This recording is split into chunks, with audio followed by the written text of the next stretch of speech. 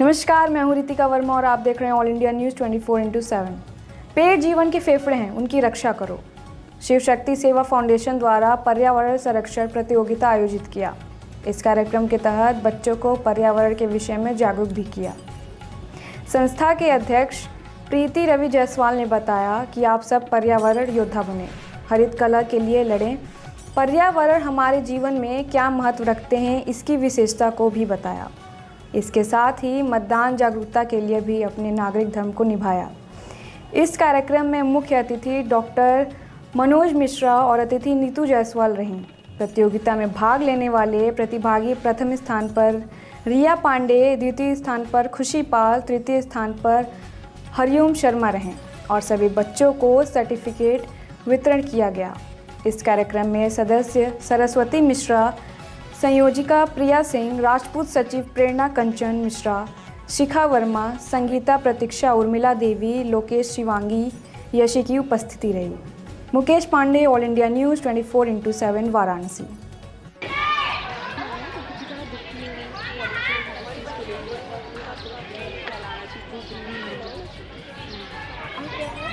और ये आप क्या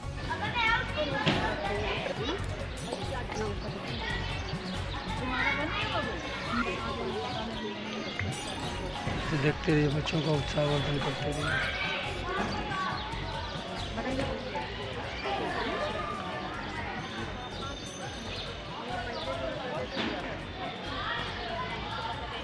पता नहीं चला।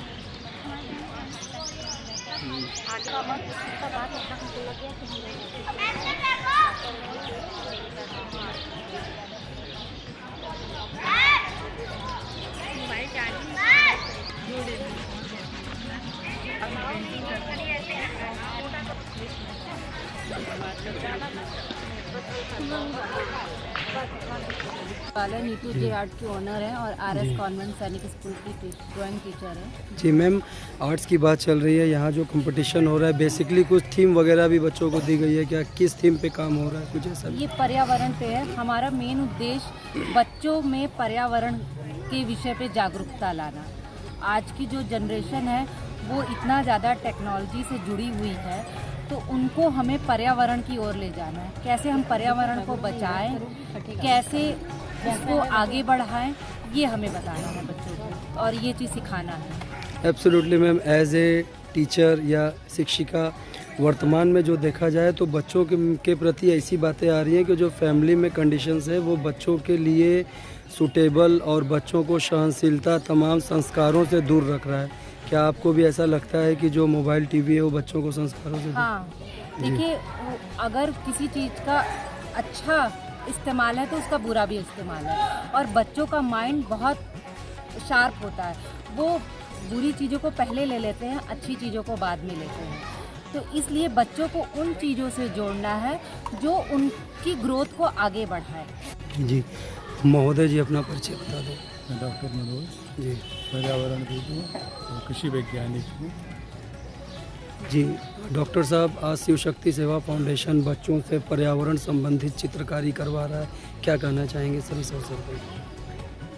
क्योंकि इस माध्यम से बच्चों को पर्यावरण के बारे में जागरूक किया जा रहा है।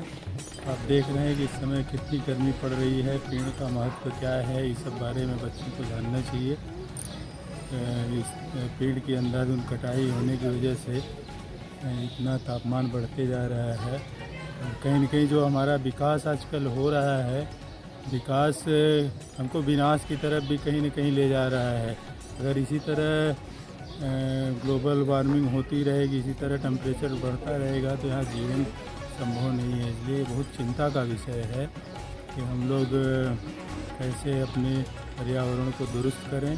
और असली घर तो लोगों का यही है, पर्यावरण के बीच में ही रहना है, लेकिन लोग आर्टिफिशियल जो घर बनाकर उसके माध्यम से इस पर्यावरण को प्रदूषित कर रहे हैं। पहले हमारे पास एसी वगैरह नहीं होता था, फिर भी हम बहुत आराम से रह पाते थे, लेकिन आज देखिए बाहर इतना टेम्परेचर है कि यहाँ पर मतलब कुछ करना मुश्किल हो गया है।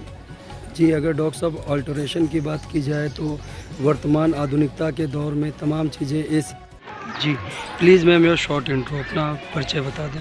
प्रीति रवि जायसवाल, शिव शक्ति सेवा फाउंडेशन अध्यक्ष। मैम आज जो यहाँ पे बच्चों का ड्राइंग कंपटीशन हो रहा है, क्या ये प्रतिवर्ष आपके संस्था की ओर से होता है? इसका थोड़ा हिस्ट्री बताइए।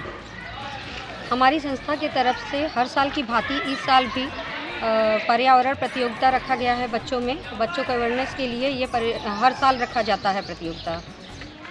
तो मैम जो ये बच्चे इसमें ये विनर्स होते हैं उनके लिए क्या अपॉर्चुनिटी है, क्या प्राइजेज है कुछ?